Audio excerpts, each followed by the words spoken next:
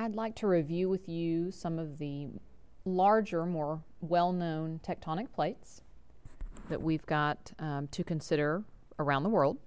And as you'll notice, we've got a map pulled up that shows most of the major plates. And we've got boundaries marking the boundary lines between the plates. For instance, here is the African plate. It includes the entire landmass, the continent of Africa, the island of Madagascar, but also a large portion of the Atlantic Ocean and some of the Indian Ocean.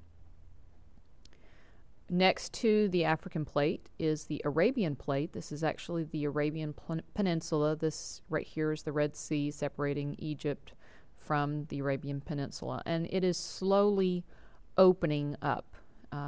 Also, there is a large set of rift zones here in Eastern Africa because this African plate is actually starting to split apart, and you'll notice that part of it also is called the Somali plate, and that's the part that's splitting off. But anyway, it's enough for you to know for right now that the whole thing is the African plate, that this is the Arabian plate, that this one over here, this is the Indian plate. Right along this boundary, notice that it's red, it's a convergent boundary, meaning that these two plates are pushing together. This Indian plate and the Eurasian plate have converged and formed a large mountain range with very high mountains. This is the Himalayas. And for instance, Mount Everest is part of the Himalayas. Mount Everest is the highest mountain peak in the world. Okay, but that is formed by convergent plate motion. Okay, so the Eurasian plate is this large plate, includes Europe, most of Asia, and it actually comes all the way over here. This right here is Iceland, and the Eurasian plate boundary, the boundary with the Eurasian plate and the North American plate goes right through Iceland. And you'll notice that it's color-coded green. We go down here and we notice that green means that it's a divergent boundary.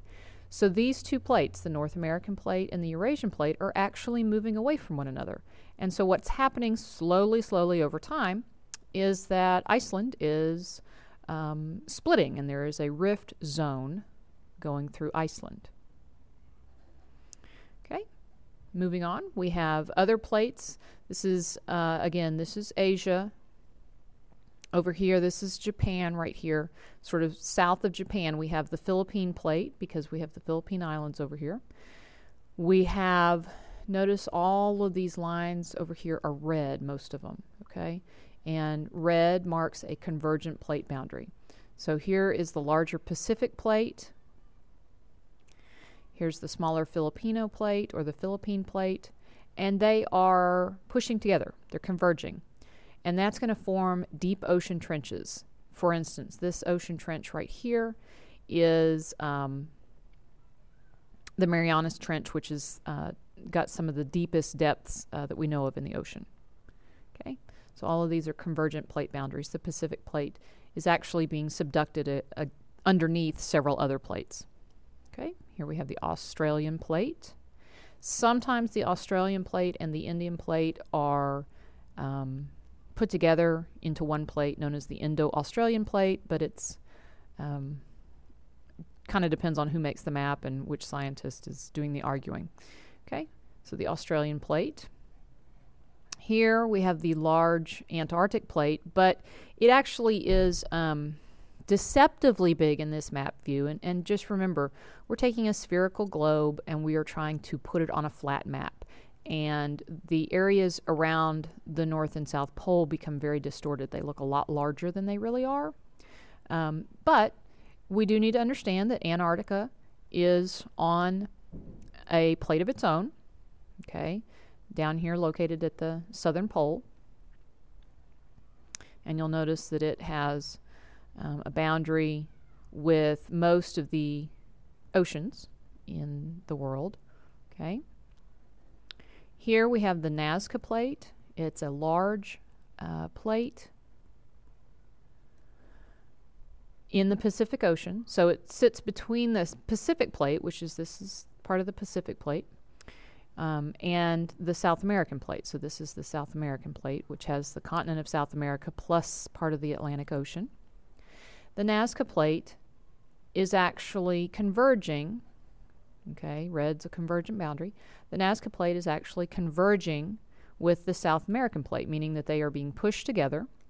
And the Nazca plate is oceanic crust, and oceanic crust is denser than continental crust. And so the Nazca plate is actually being forced underneath the South American plate, and there is a trench as a result right along the coast of South America. It's called the Peru-Chile Trench. And then there's also a mountain range that runs along the west coast of South America known as the Andes. And those are both results of this convergent plate boundary. Okay. Some of the smaller plates we have, the Cocos plate, the Caribbean plate out here in the Caribbean Sea.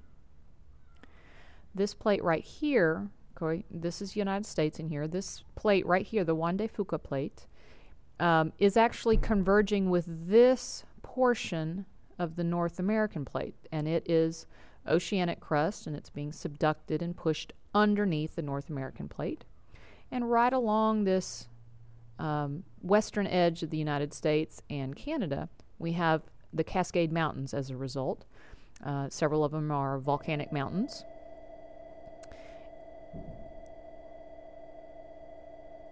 And we also have a trench along here as well. So just a quick glance at some of the larger plates that you might need to have some familiarity with, and I hope you will study them and learn them all. Thanks.